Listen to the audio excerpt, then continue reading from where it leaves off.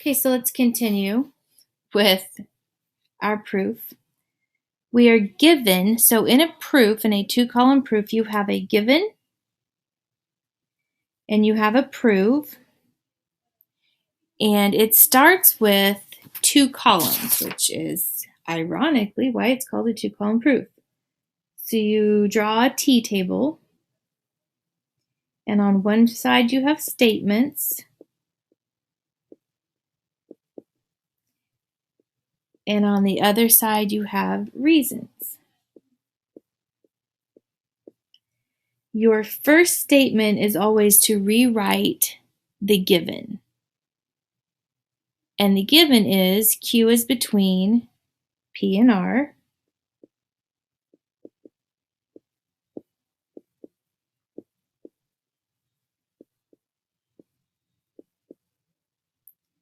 We are also given that PQ equals 4x plus 1. And we are given that QR equals 6x plus 17. And we are given that PR equals 58. The reason is that it's given. Now you always want to have a diagram to go with it. So if a diagram isn't provided, then you have to make your own. So just like we did the last time, Q is between P and R. PQ is 4x plus 1. QR is 6x plus 17. PR is 58. So our next step, step number 2, and we line these up. Our next step is to write that down because we know by the segment addition postulate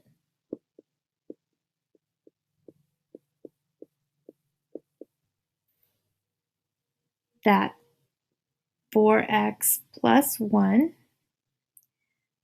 plus 6x plus 17 equals 58. And our reason, like I said, we wrote down was the segment addition postulate.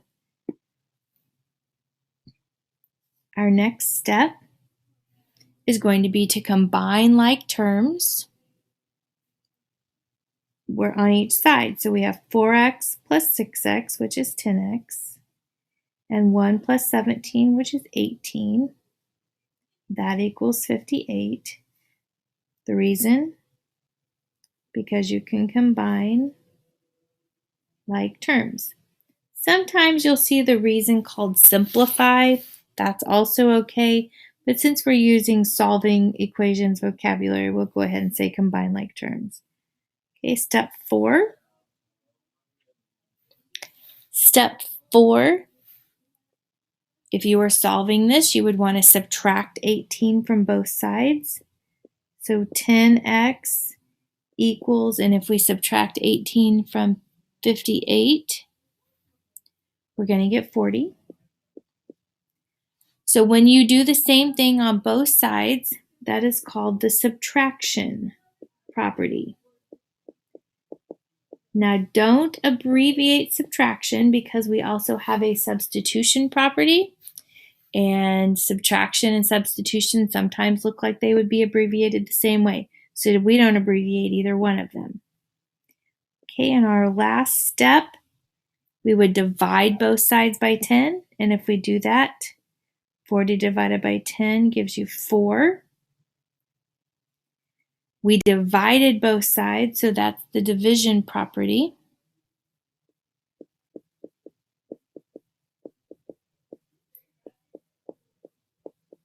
And it asked us to prove that x equals 4, so we're done. I want you to make a little note right here. Put a star. I want you to write that prove is never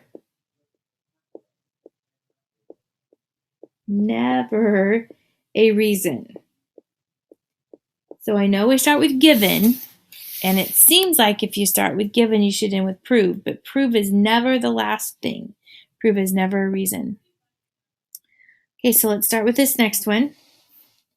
We have a 2-column proof. We always start with statements and reasons.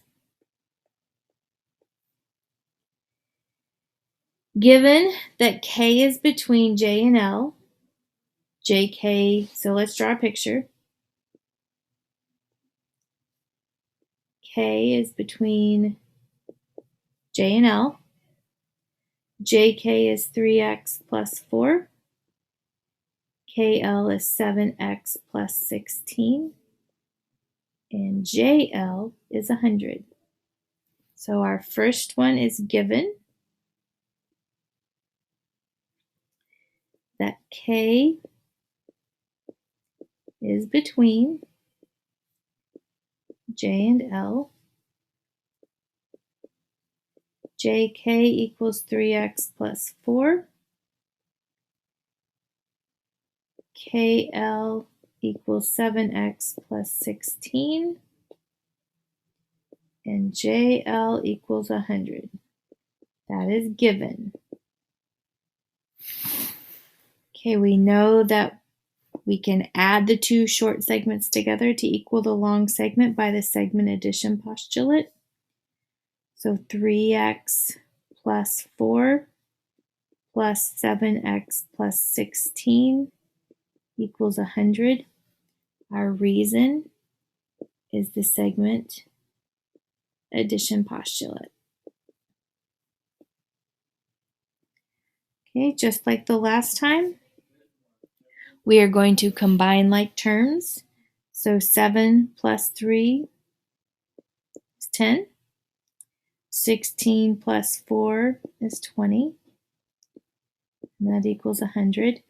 Our reason is combine like terms, or remember sometimes you'll see people call that simplify.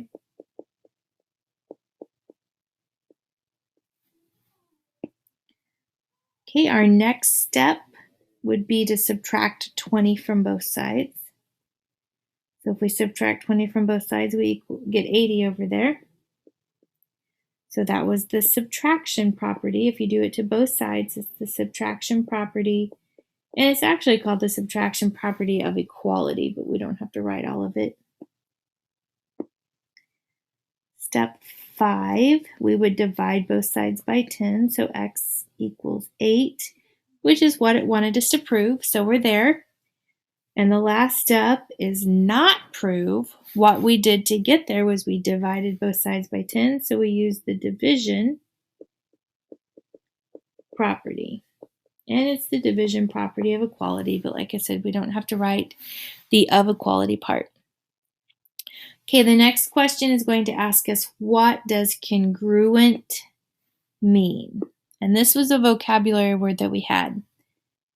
Congruent means same measure. What does congruent mean? It means same measure.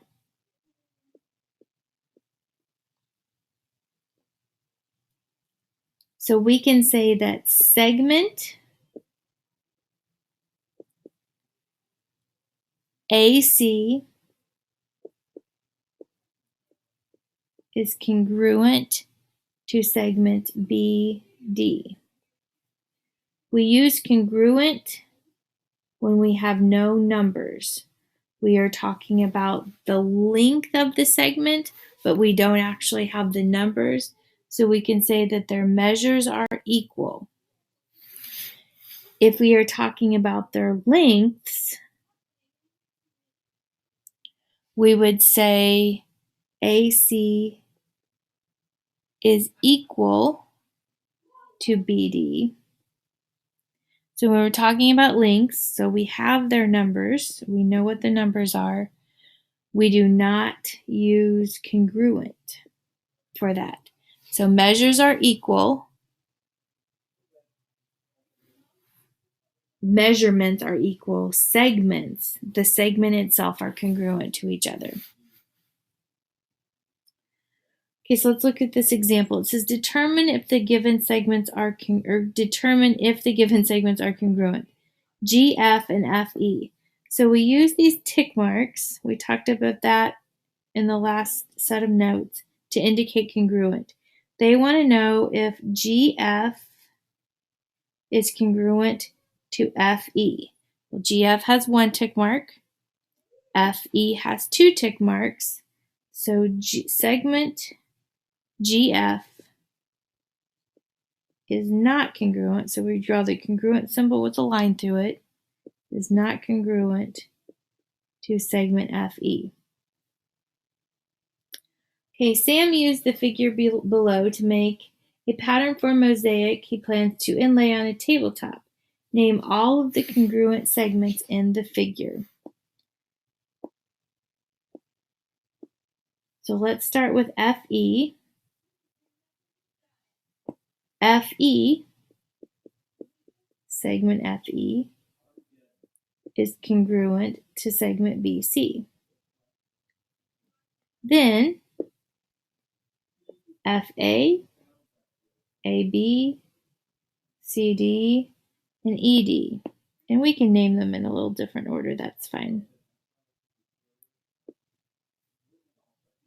FA, segment FA, is congruent to segment AB, which is congruent to segment ED, which is congruent to segment DC. And we can name them all that way. Okay, so these next constructions, I'm actually going to post some extra videos in Classroom so you can watch somebody. I have a guy, I'm hoping that he has these constructions because we will be making these constructions in class. So you will need a compass and a straight edge to do this. If that's not something that Bodhi has, which I think you probably do, then let me know and we'll try to get you some. Don't forget your homework assignment, which is on your calendar, but it's also posted in Google Classroom, and Skype me if you have questions.